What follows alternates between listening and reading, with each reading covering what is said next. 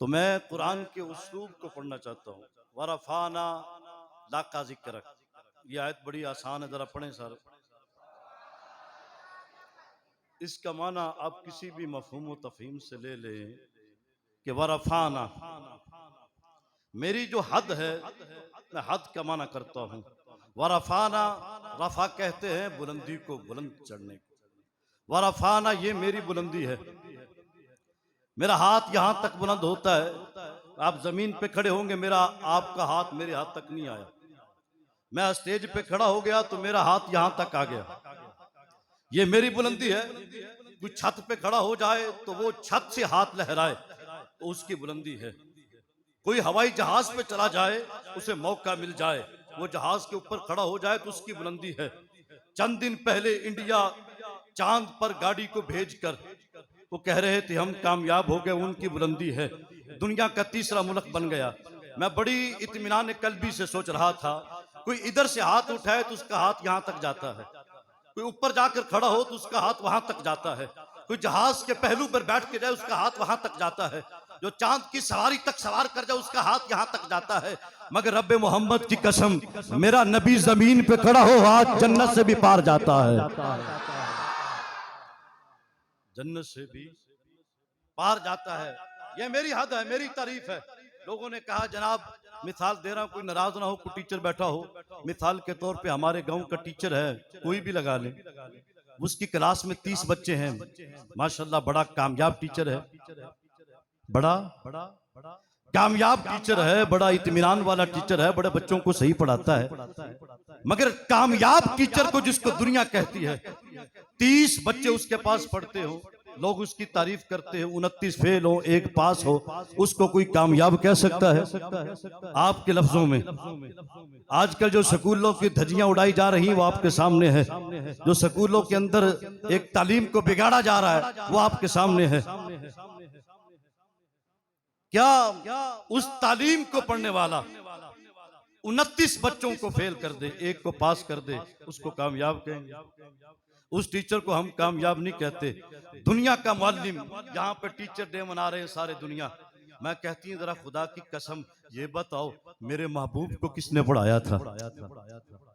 میری آقا صلی اللہ علیہ وسلم کو کس نے پڑھایا تھا؟ وَرَفَعْنَا مَكَانَهُ. یہ کتنا بلند میرے آقا کا ہاتھ ہے. حضور زمین پہ کھڑے ہو جائے تو ہاتھ جنت میں چلا جاتا ہے. آپ نے سبحان اللہ کر لے کے جانی گے سارے نے. مجھے سارے طریقے بھی آتے ہیں، اگر نہ بولیں گے میں نام بھی لے سکتا ہوں. مجھے بتاؤ، بندہ زمین پہ کھڑا ہو اس کا ہاتھ چھت تک جاتا ہے. مولانا جامی صاحب وہ کھڑا ہو وہاں تک اس کا ہاتھ یہاں تک جاتا ہے. ہم بتانا چاہتے ہیں میرے نبی کی ورفعنا اتنی بلندی ہے، اللہ کی قسم نبی آسمانوں پہ نہیں، دوسری آسمان پہ نہیں، تیسری آسمان پہ نہیں، جنت پہ کھڑا ہو میرے نبی کا قدم زمین پہ بھی آ جاتا ہے، زمین پہ بھی آ جاتا ہے. بتاؤ کیسے آ جاتا ہے؟ یہ تعریف کس نے کی؟ وَرَفَعْنَاهُ لَكَ ذِكْرَكَ. وَرَفَعْنَا لَكَ ذِكْرَكَ. قرآن میں کئی مرتبہ ہے حضور کی بلندی کے بارے میں. بتائیں تھوڑا سا. امام بخاری سے تھوڑا سا ٹرن لیں، لوگ کہہ دیں گے کہ پڑھی لکھی بات بھی کر دیں. امام بخاری نے بھی حضور کی بلندی کو بیان کیا ہے. کیسے بیان کیا ہے؟ اللہ کریے سننے والے بن جائیں. چلو آپ مسکرا بھی نہیں رہے تو کوئی مسئلہ نہیں ہے. جامی صاحب کو ویسے دیکھ کے ہر بندہ مسکراتا ہے، جس کو نہیں مسکراہٹ آتی اس کا اپنا معاملہ ہوگا. ویسے الحمدللہ ہم نے جب بھی کوئی عمل کیا ہے مسکرانے والا کیا ہے. بالا کو باہر بیٹھا ہے یا اندر بیٹھا ہے، اگر نہیں مسکراتا تو سرکار کی محفل میں آیا بیٹھا ہے ضرور مسکرا پڑے گا. اب تھوڑا سا یہ ساؤنڈ کو تھوڑا سا سیٹ کر دیں، آپ کی مہربانی ہوگی کہ ہم بھی روزانہ چلنے والے ہیں تو آپ کا بھی ساؤنڈ روزانہ چلنے والا ہے. نہ اس سے ہمیں پریشانی ہو نہ ہم کو اس سے پریشانی ہو. اللہ آپ کو سلامت رکھے. اب تھوڑا سا وضاحت کے طور پہ وَرَفَعْنَا لَكَ ذِكْرَكَ. امام بخاری سے کسی نے پوچھا بتاؤ تو صحیح حضور کی بلندی کتنی ہے؟ امام بخاری نے کہا کہ مجھ سے پوچھتے حضور کی بلندی کتنی ہے؟ خدا کی قسم میں نے نبی کی بلندی کو اتنا جانا ہے، کائنات کے اندر اتنی بلندی رب نے کسی کو عطا ہی نہیں فرمائی. امام بخاری کا عقیدہ وہی ہے جو اہل سنت کا عقیدہ ہے، اور سنیوں کا عقیدہ وہی ہے کہ میرے حضور کا وہ عقیدہ ہے. شیطان بھی کھڑا ہو گیا. ایک دن ایسا آیا، شیطان بھی پنجابی جی گل کر دی ویسے. ہاں جی بابے ساکھ دی آواز میرے تک آ گئی، تہاڈی کیوں نہیں آئی؟ ماشاءاللہ اللہ سب کو سلامت رکھے. پنجابی سے گل کر دینے ہاں. شیطان پڑھی لکھی بات ہے, ہم ڈنڈی مارنے والے نہیں ہیں, نہ بھاگنے والے ہیں, میدان چھوڑ کر نہیں جانے والے, میدان میں کھڑے ہونے والے ہیں. تو اللہ آپ کو سلامت رکھے. ابو جہل کہتا ہے میں نے حضور کی بلندی کو دیکھا نا تو میں کہہ رہا کہ بڑا پریشان ہو گیا. کئی لوگ حسد دے شکار ہوندے نے, پریشان ہو جاندے نے. تو بندے نو حسد اس طرح کھا جاندا جو لکڑ اگ کھا جاندی ہے. کہتا بڑا پریشان ہو کے نا, تو پریشان ہو کہ میں بت خانے میں آیا, میں نے سر پکڑا ایسے کر کے, وہ سر کو ہلانے لگا. ابو جہل کہتا ہے میں نے اپنی پارٹی دیکھی, یار پارٹی میری ہارتی جا رہی ہے, دوسری پارٹی اوپر ہوتی جا رہی ہے. دوسری پارٹی کون سی تھی؟ جس کے اندر ابو بکر بھی تھا, عمر بھی تھا, عثمان بھی تھا. کہتا میری پارٹی نیچے ہے, یہ پارٹی اوپر ہے. صبح سے شام تک یہ سوچتا رہا. کہتا میں بت خانے جا کے ویکھیا بھی تینوں میری پارٹی دا خیال نہیں آیا.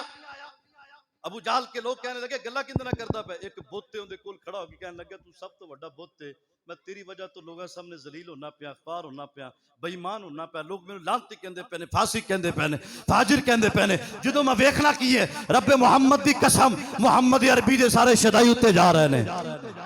میں دیکھنا کہ دن با دن اُتے جا رہے نے. وہ کہندے کس طرح جا رہے نے, وجہ کی ہے؟ کہندا وجہ ہے کہ تو بے ایمان اندر بیٹھا ہے آرام نال, میں تیری پوجا کرنا. صبح شام آ کے وہ سارے بت کٹھے سی. کنے جی؟ سارے بت کٹھے سی. میں تھوڑی سی باتیں آپ کو سنانے کے لیے کھڑا ہو گیا ہوں, طبیعت میری بھی آج ایسی ہے. آپ ذرا محبت سے کہیں یا رسول اللہ. تو وہ کہنے لگا کہ بتوں کے سامنے ہم نے پیش کر دیا. ابو جہل کہتا کہ میں نے بڑا کہا, ایک بت سے, دوسرے سے, تیسرے سے, 4 سے. بت بول دے نے جی, گل سمجھے نہیں ہے جی, بت بول دے نے جی, بت ہوئے بندہ بول دے جی, انسان تو بول دے نا, پھر بولو نا. بت نہیں بولتے. اس نے ایک بڑا کہا, اس طرح کر کے بت کو ہلایا. بت بے ایمان, لعنتیا, فاسقہ, فاجرہ, گندیا ترینا, ساڈا کچھ کر. وہ اس طرح ہلاندا تو بت ہل پیا.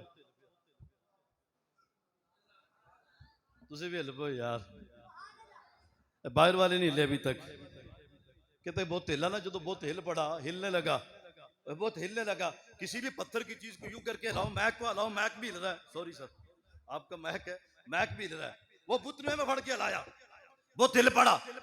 جب ابو جہل کی مت ماری ہوئی تھی, انہیں جب بت وال دیکھا, کہتا ہل پیا.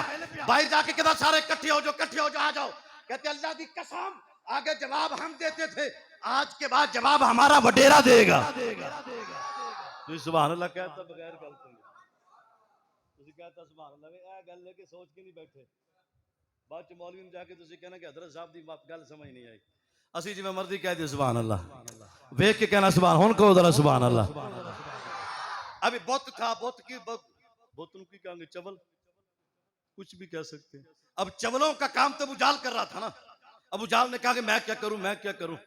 اس نے کہا بھی آج جڑے 26 27 28 29 چیلے سی نا, سارے ان دے نال کھڑے سی جڑے, انہوں نے کہنے لگا آ جاؤ.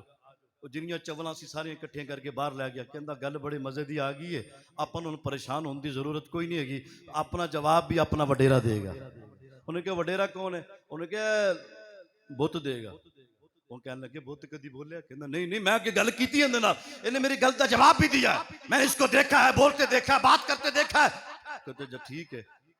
یہ گل نا میں چلتے جلدی نال حضرت ابو بکر صدیق نے میرے نبی تک پہنچا دی.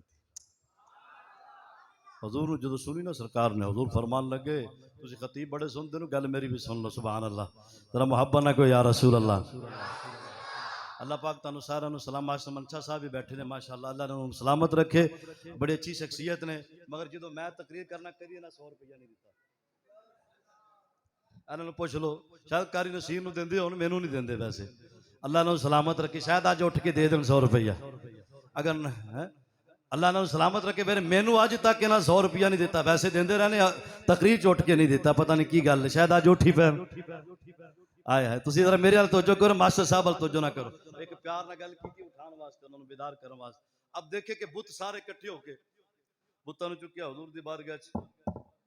سرکار فرمان لگے گل تے یار صدیق ہے, جدو پیڑ پے گا تے لگ پتہ جائے گا. ذرا مسکرا کے آئے جدو پیڑ پے گا تے پتہ, باہر بڑکا مارتا پہ, جو کردا ہے انہوں کرن دے.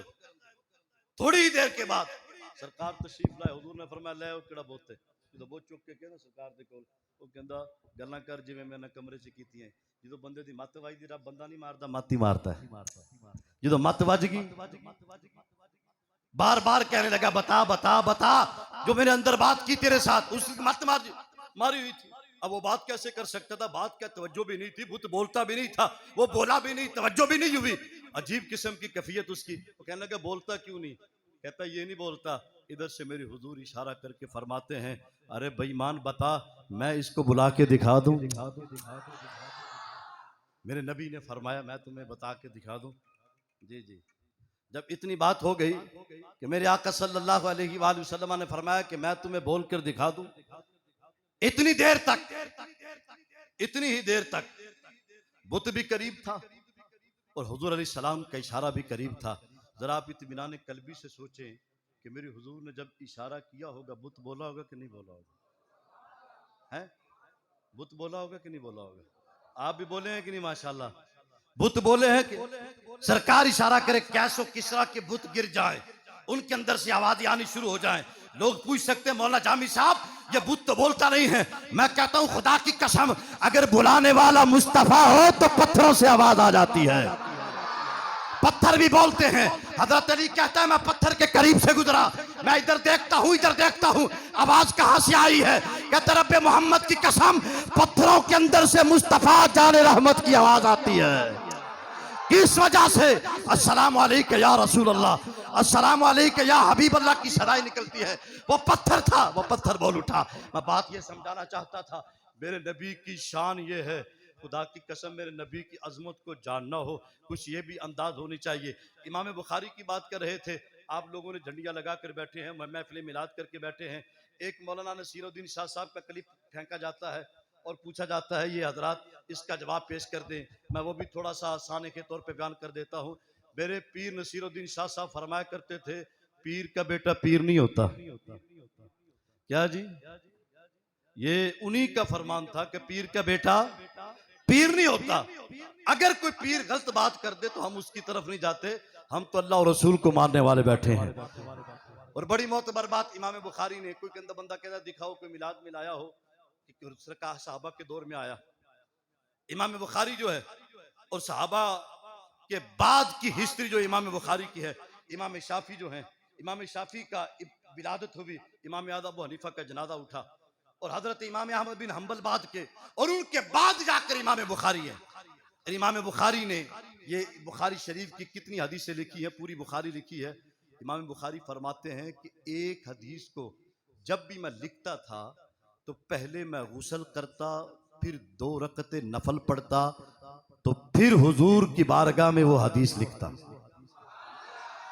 اب کسی بھی مولانا صاحب سے بڑی داڑھی ہوئے یا چھوٹی داڑھی ہوئے، امامہ چھوٹا ہو یا بڑا ہو، کسی بھی مولانا صاحب سے پوچھ لیں امام بخاری کی لکھی ہوئی حدیث جو تھی وہ کیا تھی، اور امام بخاری نے غسل کیوں کیا، ایک حدیث لکھنے کے لیے درجنوں حدیثیں لکھنے کے لیے، جس کو امام بخاری نے خود لکھا، سنیو سننے والی بات ہے، سن ہونے کا وقت نہیں ہے، خدا کی قسم بڑی بیداری ہے، امام بخاری نے لکھا میں نے درجنوں نہیں سینکڑوں نہیں میں نے ہزاروں حدیثیں لکھی، ہر حدیث کو لکھتے وقت میں نے وضو نہیں کیا، میں نے غسل کیا اور 2 رکعت نفل پڑھ کر پھر حضور کی حدیث کو لکھا ہے،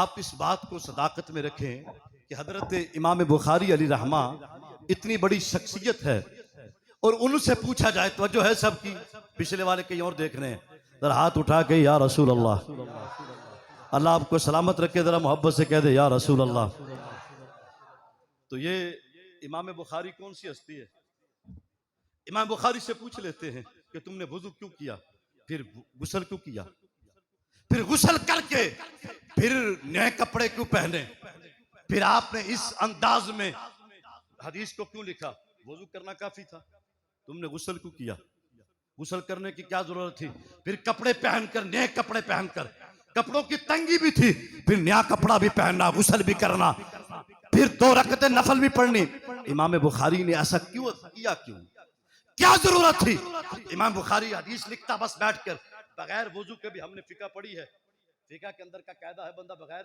وضو کے بھی حدیث لکھ سکتا ہے، حدیث پڑھ سکتا ہے، قرآن کے لیے وضو شرط ہے، حدیث کے لیے وضو کرے تو برکت ہے، مگر امام بخاری نے کیوں لکھا؟ میں بڑے بڑے اطمینان سے اپنے نوجوانوں سے مخاطب ہوں، یہ جو سوالات فیس بک پر یوٹیوب پہ چلتا ہے اس کی سب سے بڑی دلیل امام بخاری ہے۔ امام بخاری نے کیا جواب دیا؟ امام بخاری سے لوگوں نے پوچھا حضور آپ نے حدیث لکھتے وقت وضو بھی کیا نہیں، آپ غسل کر کے نئے کپڑے پہن کر پھر 2 رکعتیں نفل پڑھ کر آپ نے حدیث کو لکھا، اس کی کیا وجہ تھی؟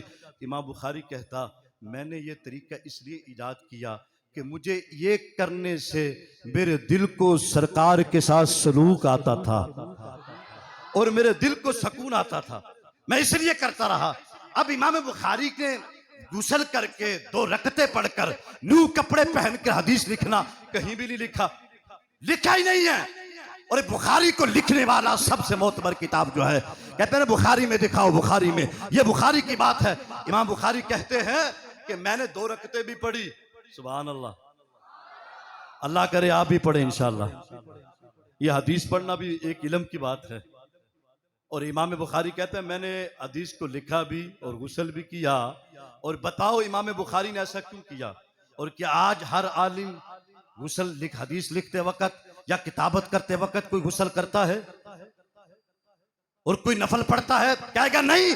امام بخاری نے بتایا کہ میرے دور میں کپڑا بھی کم تھا، جھنڈیاں بھی کم تھی، میں کوئی اور کام نہیں کرتا تھا، میرا کام علم مصطفیٰ تھا، علم حدیث کی روشنی میں نے رسول اللہ کے وہ القابات لکھے اور اپنے دل کو راضی کیا۔